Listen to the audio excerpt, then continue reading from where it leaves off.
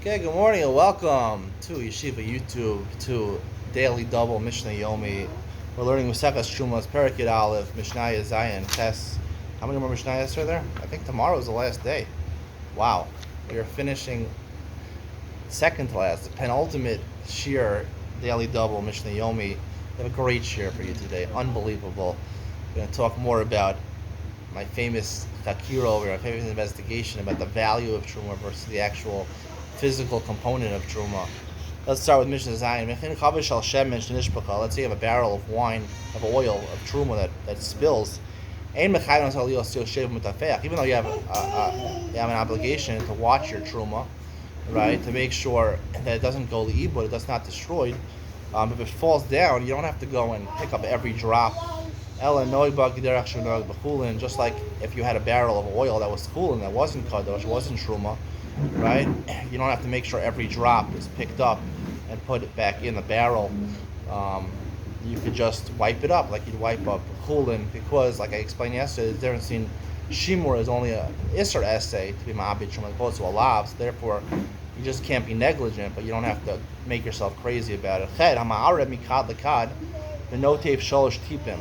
Let's say you're pouring wine, you're pouring oil of truma from one pitcher to another pitcher, and you finish pouring, and now it's dropping to the point where it's dripping. There's 3 drips in a row, 3 little drips come. That's the shear. Also, the chulin. You don't have to bother getting the rest out. You can put in chulin over there, even though unintentionally you're going to be ma'abed. You're ruining the remnants of that truma.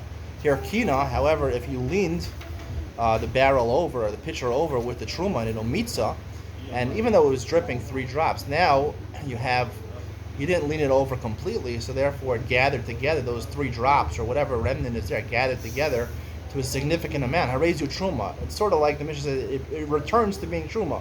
When it was dripping out and you had it face downwards and it was dripping out, it lost its status of truma.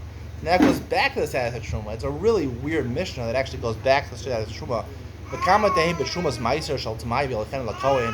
This has nothing to do with what we were talking about before. How much of Trumas Meiser, as the Levi takes off Truma from his Meiser Rishon to give to a Kohen, or Truma Gdola, how much left in a pitcher do you have to make sure to give it? Echad Mishmono L'Shmini is 1/64th, meaning if you had a pitcher and you poured out 1/63rd, and there's 1/64th left, so then you still have to give it to a Kohen to bring it to a Kohen. If it's less than that shear, it's batel, and we assume it's not truma anymore, and you would not have to go into Kohen. The Rav points out this is only talking about truma tmeya, but truma tahora you have to make sure to give every drop to the Kohen, or actually the shear I guess would be, maybe the shear would be also if it trips out 3 drops, then you also would have to give it to the Kohen. That's the conclusion of today's share. Stay tuned for Ian Mitzion, where we're going to talk about the fact that it loses the status of truma, goes back to being truma. What is the status when it stops dripping out? Does it actually lose? It was truma, now it's drops, it becomes drops. It's still physically truma. What happened that it loses status of truma and it potentially go back to being status of truma? We'll explain that more in Yom Tzion coming up next.